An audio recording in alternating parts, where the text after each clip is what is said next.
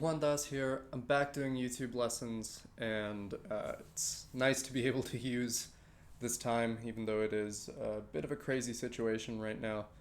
But I'm trying to take advantage of it and get back to things I'd put off for a little while or that I never had the time for, and make some content for you guys as well. So I just wanted to do a quick lesson on string skipping and rather creative ways of maneuvering using string skipping. I think a lot of people are familiar with the technical side of things because there are plenty of resources out there that explain the actual technique, but there are more creative ways of using it than just sticking to a triad or sticking to a chord shape, if you will. So the first way is just taking a scale shape. Let's say we have the key of C major. And what I can do is take any scale shape and just kind of look for geometric shapes within the pattern, within the scale. So let's say I've got 3, 3, and 3. Now I can play that up and down, right? I can do stuff where I'm mixing the notes around.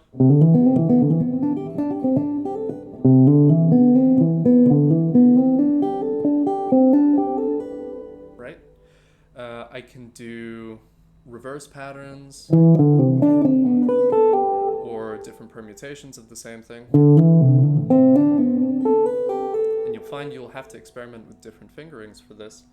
Or I can do even a different permutation on every string. So let's say I've got 2, 4, 1. I'm just going by the numbers of the fingers. So 2, 4, 1, all ascending, and then 1, 4, 2. So I can do, and that creates a different, wider intervallic approach where you get some more interesting leaps in your playing.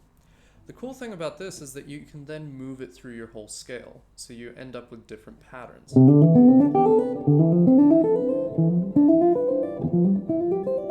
And so on and so forth. What you can also do is not just limit yourself to 3 by 3, for example, which is what I'm doing here.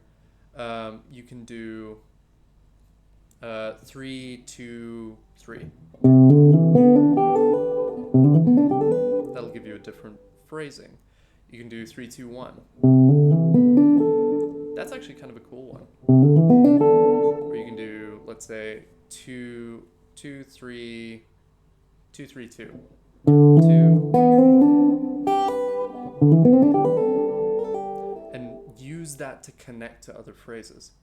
So that's the first way. It's pretty much immediately applicable if you have some scale shapes to work with that are already internalized and you have an understanding of how you can move around them. Obviously, you can apply this to different keys and start getting a lot of mileage out of stuff you probably already have under your fingers. So next, what I would suggest is looking at chord shapes, and there's very specific chord shapes. So I can either use the drop 3 shapes, you might be familiar with those. I can use the drop 2 and 4 shapes. I play them like this, just because I like the sound, but you can also try them like this. And you'll see you've got consecutive string skips. Or you can do spread triads. All of those shapes, or if you can think of maybe any other structures that are maybe, I wouldn't say considered a voicing type, if you will, like a triad over bass note maybe, like this. You can find different string skipping patterns within that. And by the way, for those interested, I do use my chord shapes a lot. I might do a separate video on that at some point further down the line. So do let me know if you're interested in it. And what I do is kind of mess around with the shapes as kind of springboards for different ideas. I can just connect chord shapes together and literally stick to the chord shape.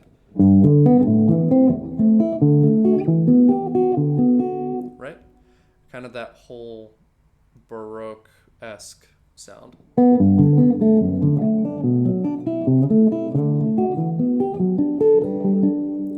Just using triads. I can use the spread triad as maybe a way to springboard to a different idea, as I mentioned before. And there I included another string skip. So that can give you a line or a phrase to go to a melody, or right? Or I was doing, or I can do something like this. Now obviously some of these ideas, because of my stretch, are a little more difficult to play, but it's more so taking the concept of, okay, use the idea as a springboard or as a jumping point, as a launching pad to go somewhere that maybe you haven't thought of yet. You can also do the same with drop threes.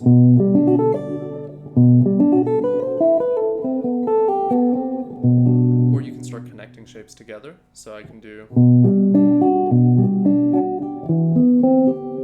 that. I actually connected to a drop two shape, which means you can really use any shape and just kind of mix the order around. But drop three, drop two, and four, like this. And also your triads, they're going to be the easiest to immediately apply because they've already got a string skip in the actual structure. Lastly, this one's going to be, it's almost obvious, but weirdly, I didn't think of this for a while. I never considered jumping more than one string. Yeah, it's kind of simple and almost too simple, but I think some people actually forget that because a lot of the structures people look at with string skipping when they first start out only skip one string, or sequences like the ones I was showing at the beginning of the video, again, only skip one string. So, what can we do about this? You can stick to a scale shape, again, let's say G major. And I can start, let's say, jumping two strings, right? And that gets a very wide leap that's interesting, and it's good for changing directions in the middle of a line. So I can do, so there, right? Excuse the flubs, haven't warmed up, but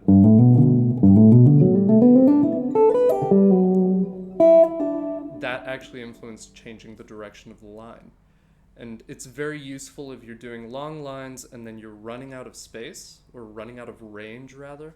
It's good to kind of give a little reset to the line. So there are a couple of different exercises you can do. You can do chromatic exercises with permutations, but then over time, instead of just doing obviously one note or all the fingers on every string, you can do maybe one finger with a string skip here, and then do permutations with that, then on the next string, and the next string, and then just go across the string groups and then do the mirror image in reverse. And you can do this with multiple fingers as well. So let's say we've got, I don't know, right? That's actually a cool pattern. Should actually use that. It's a good like harmonic minor, melodic minor pattern. But if we just move this across the strings for the sake of the exercise,